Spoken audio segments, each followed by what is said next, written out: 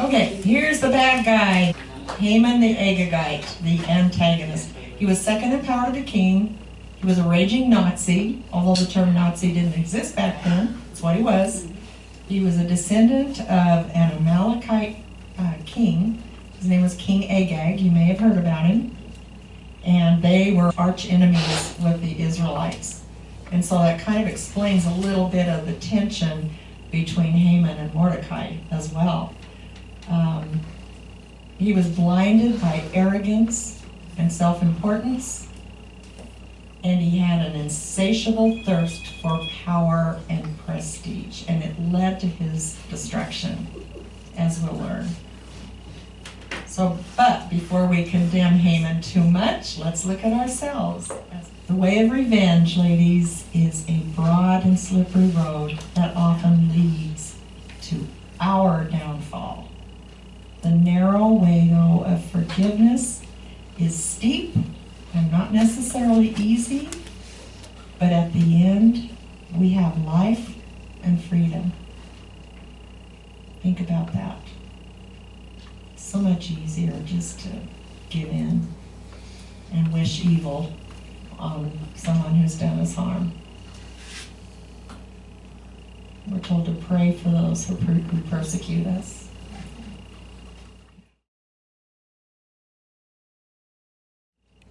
You've heard Jesus said here that it was said, love your neighbor and hate your enemy, but I say to you, love your enemy. That's a tough one. It is.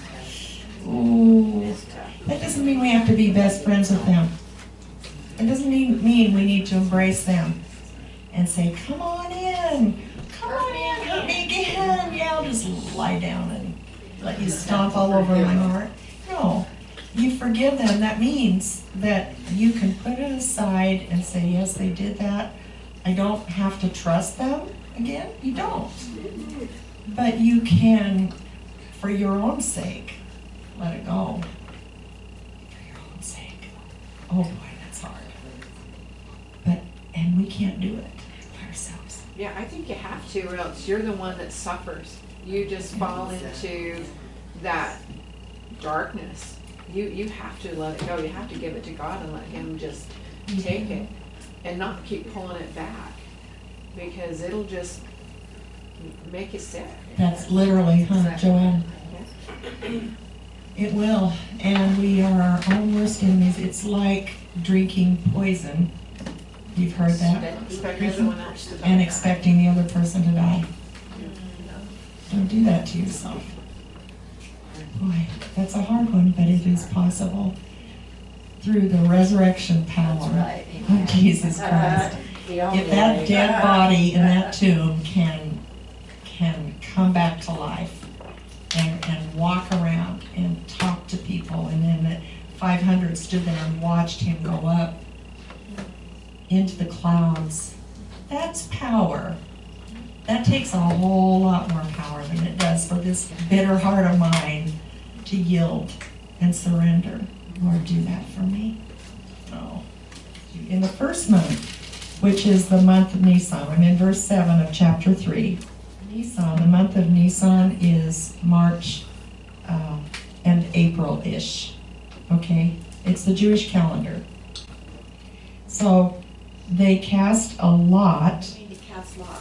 Okay, it's like throwing a dice or drawing straws or what. They're trying to pick a day to kill the Jewish people, to annihilate the entire Jewish race.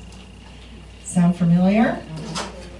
But, okay, and so until the 12th month, that is the month Adar. Okay, the month Adar is February and March, which would have been 11 months later. They thought they were drawing lots, but they played into the hands of God, didn't they? Yeah. God had control over that day.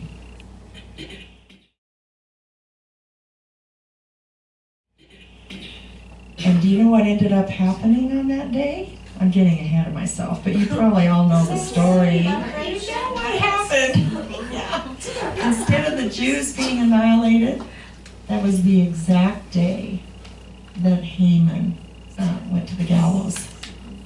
Yeah. That's God. You tell me God is not in his book. Coincidence? No such thing as an accident or a coincidence for a child of God. The entire city of Susa was in confusion, as it says in Esther 3:15. Okay, confusion. Who is the God of confusion? You know what? Anytime you're going along and all these problems start happening, and it may be relationship problems, it may be something in your family, it might be something with a coworker, it might be you know what I'm saying? Confusion. Have you ever been there? Where everything is just going haywire. It's like crazy. God is not part of that. The Bible says he is not the God of confusion. I believe that's in 1 Corinthians 14:33. Or whatever transpires from that confusion, God's going to make good of it. And we can bank on that. But they were thrown into a state of total, utter confusion. And it wasn't just the Jewish people. It was also the pagan people. I think all of them were puzzled at the extreme and deadly racism of the king and Haman. And the king and Haman are doing what? Sitting down to drink. Yeah. Like, yeah, that's okay. We're comfortable here.